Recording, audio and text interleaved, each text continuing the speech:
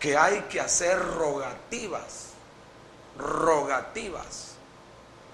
La palabra griega se deriva de una raíz que significa carecer o necesitar.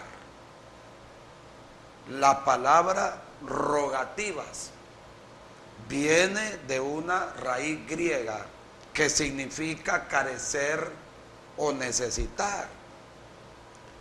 Esta clase de oración se centra en una petición específica o por una necesidad concreta. La gente que anda perdida tienen una necesidad grande de salvación y los creyentes siempre deberíamos de orar para que Dios supla esa necesidad relevante, prioritaria en la vida de todo ser humano, como lo es la salvación de su alma. Pablo le dice, exhorto ante todo a que se hagan rogativas, a que se clame a Dios por tantas personas que andan perdidas, separadas de la gloria de Dios. Que Dios pueda tener misericordia, compasión. Quiere decir que la oración es un poder que cuando el cristiano la practica puede provocar salvación abundante en la vida de su familia, de sus amigos, vecinos, etcétera, etcétera.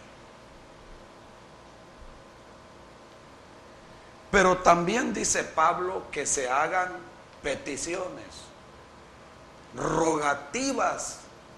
Es una faceta de la oración.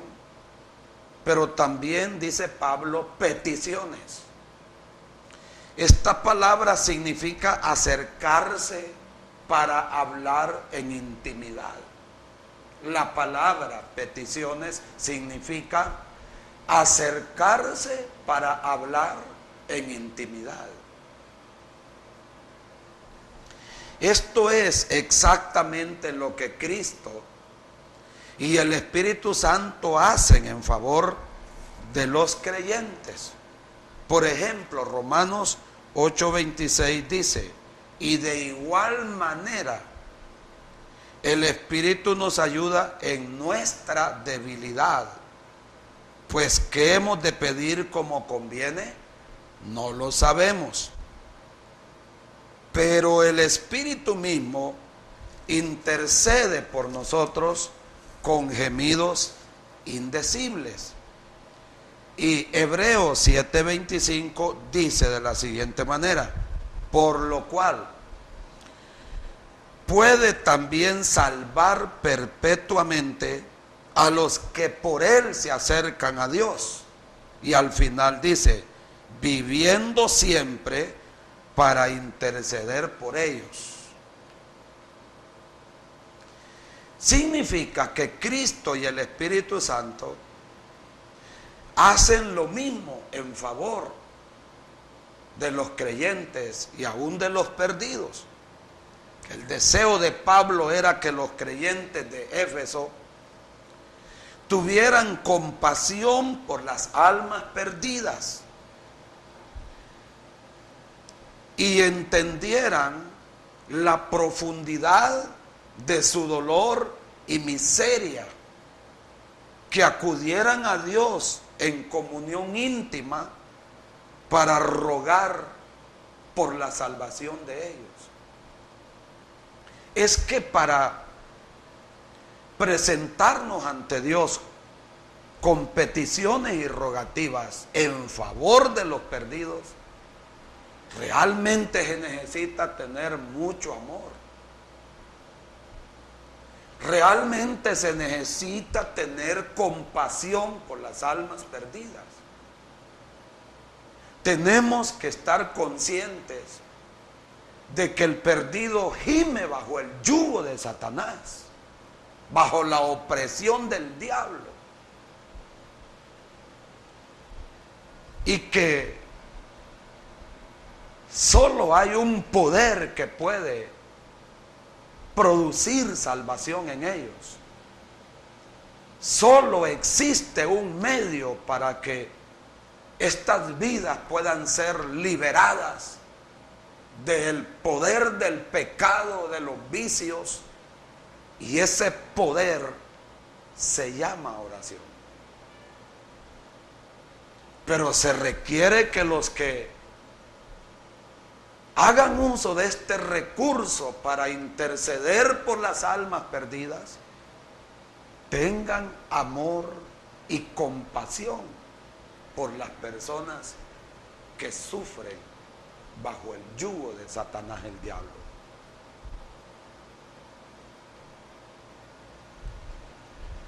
Aquí también el pasaje no solamente nos enseña de que hay que hacer rogativas, no solamente nos enseña que hay que hacer peticiones, pero también dice por todos los hombres, por todos los hombres.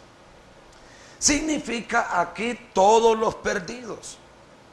En general, hay que orar por todos los hombres y no solo por determinada categoría. El deseo de Dios es salvar al mundo entero.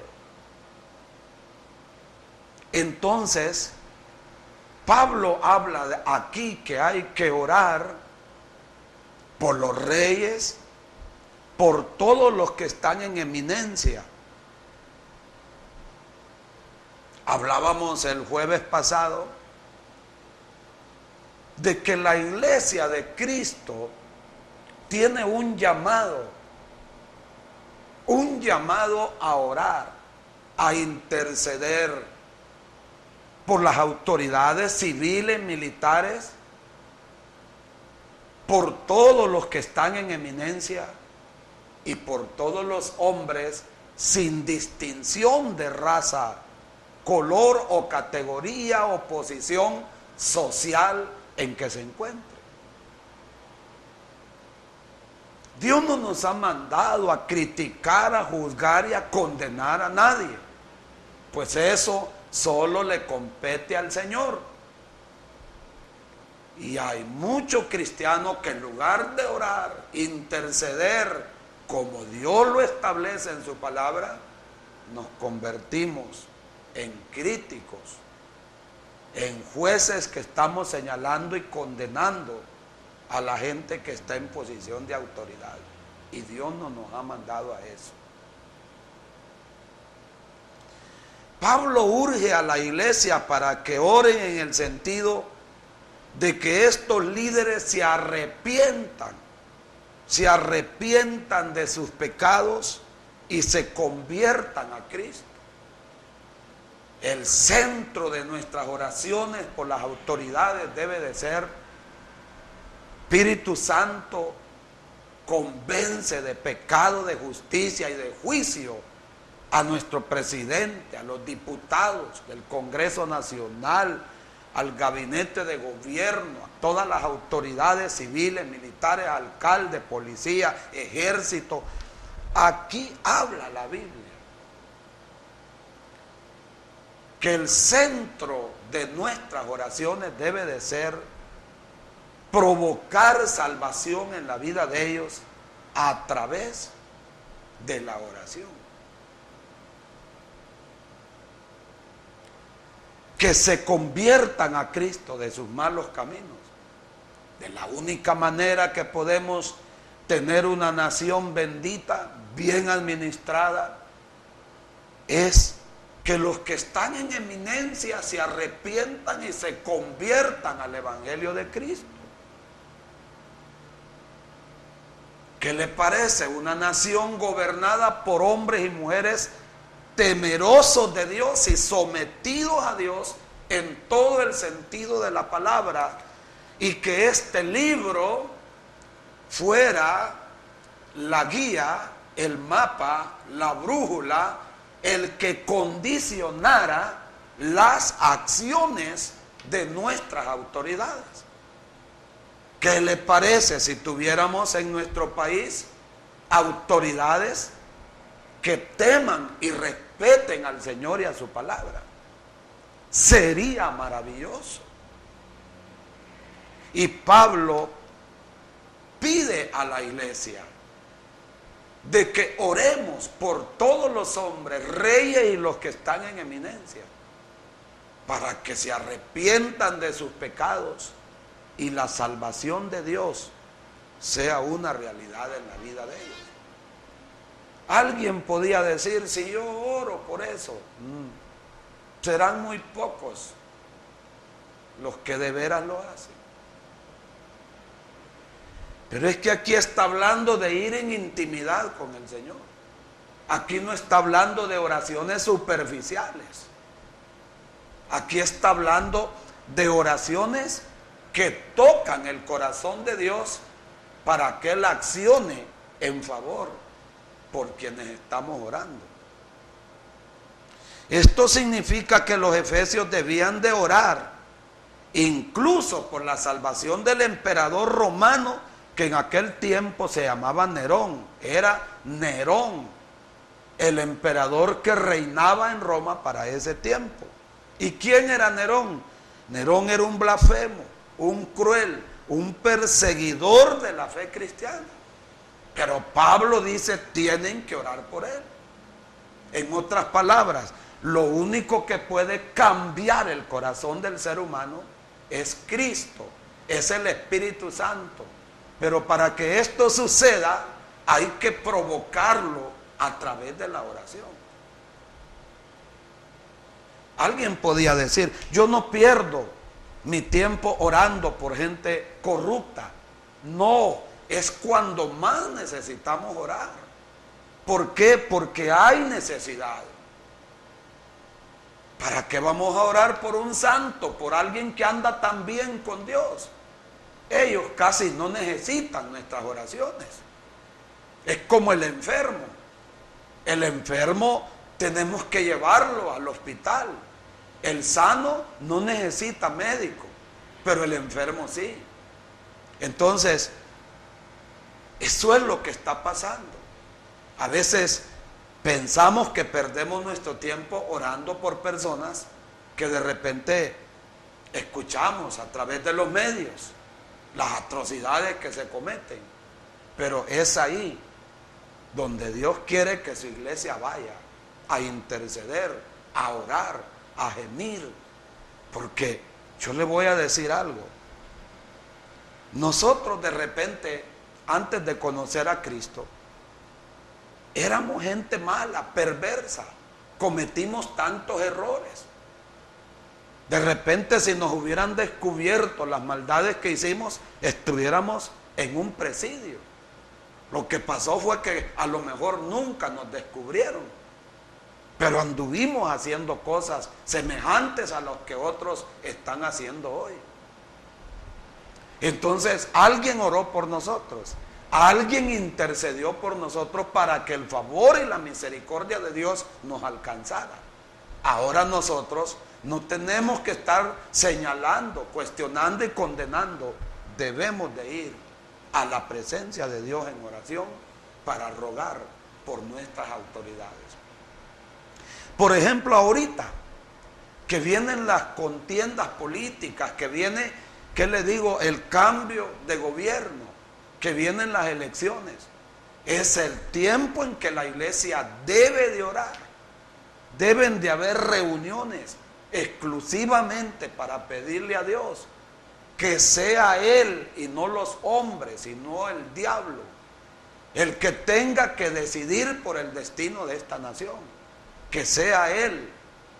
¿Y qué dice la Biblia en segundo libro de Crónicas 7:14? Si se humillare mi pueblo, sobre el cual mi nombre es invocado, y oraren y buscaren mi rostro, y se convirtieren de sus malos caminos, entonces yo oiré desde los cielos, perdonaré sus pecados y sanaré su tierra. Promesa de Dios. Entonces, ¿se imagina Pablo pidiéndole a la iglesia que oren por el emperador Nerón? Blasfemo, perseguidor, un hombre cruel. Pero Pablo dice que había que orar por él. Ahora, también dice Pablo que la oración iba a producir resultados bonitos, maravillosos. Y dice, para que vivamos quieta y reposadamente en toda piedad y honestidad. Aquí la palabra, hermano, la palabra quieta se refiere a la ausencia de perturbaciones externas. Y la palabra reposadamente significa ausencia de perturbaciones internas. Mire qué maravilloso es. Para que vivamos quieta y reposadamente. Si nosotros oráramos como Dios lo manda, tendríamos una nación diferente. Viviríamos quieta y reposadamente, con ausencia de perturbaciones externas de allá afuera y con ausencia de perturbaciones internas. La oración puede transformar, la oración puede cambiar una nación. Pero también dice que vivamos en piedad y honestidad. Piedad indica que ya era tiempo de volver a una vida santa que se había visto afectada por una doctrina falsa o por doctrinas falsas que estaban introduciendo los falsos maestros a la iglesia. Y la piedad se refiere a mantener la actitud y la conducta correcta ante Dios en todas las cosas. Que una persona piadosa es aquel que mantiene, vive, practica una conducta correcta delante de Dios. Entonces Pablo no solamente dice vamos a vivir quieta y reposadamente, pero también dice vamos a vivir en toda piedad y honestidad. Qué lindo es. Honestidad puede traducirse reverencia o tacto moral y se refiere a la dignidad de una conducta santa delante de los hombres. Esto quiere decir honestidad, conducta santa delante de los hombres, reverencia o tacto moral, la palabra honestidad. Y Pablo dice, podemos vivir así, pero la iglesia no echa mano de este recurso, ese es el problema. Todo lo que pasa en una nación tiene que ver con lo que el pueblo del Señor está permitiendo.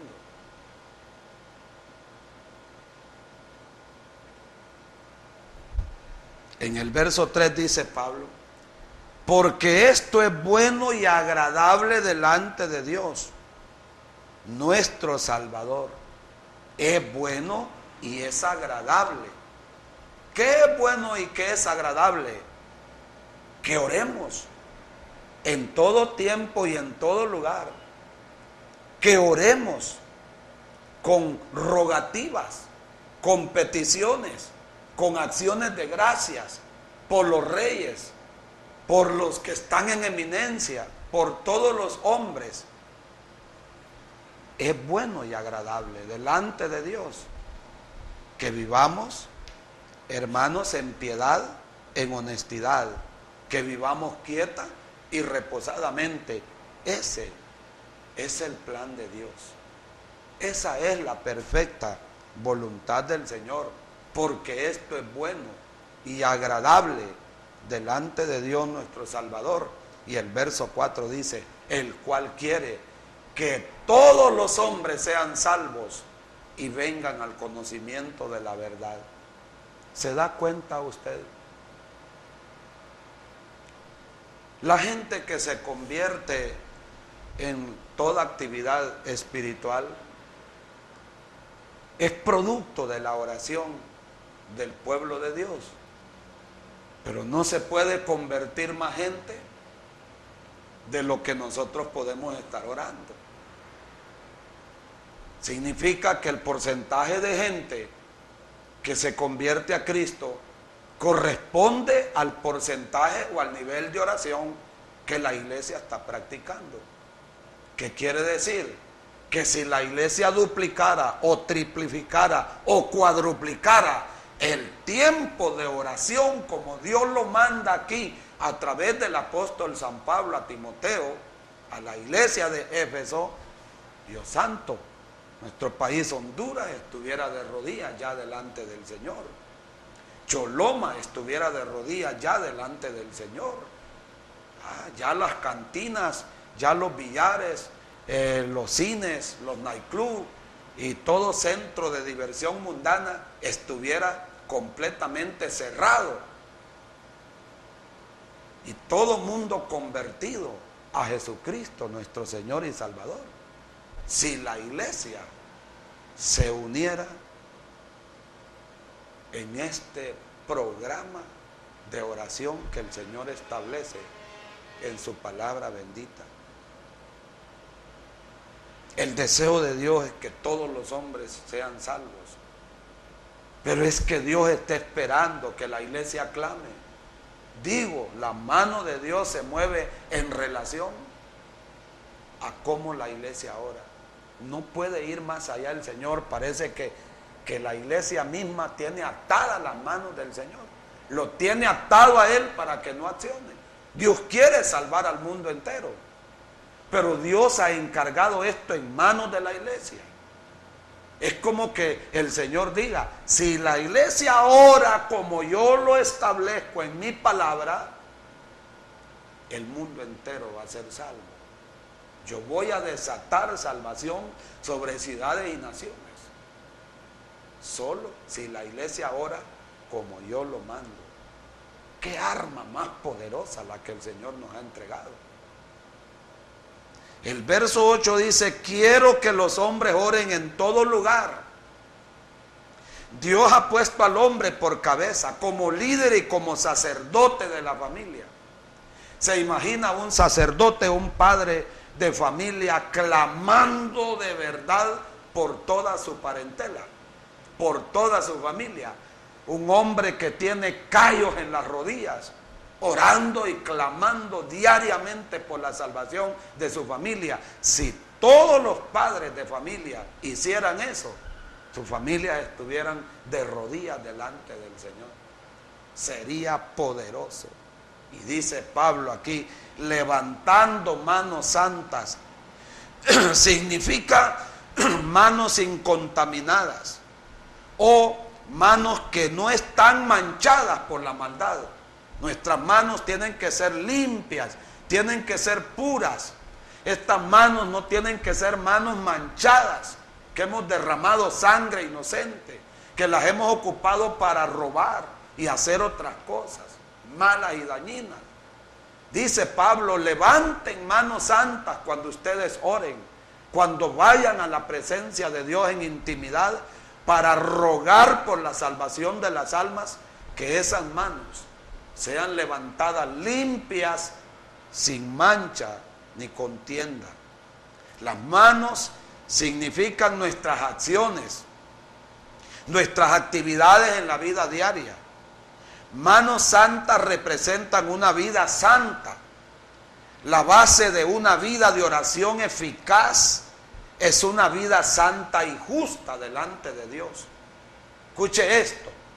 La base de una vida de oración eficaz tiene que ver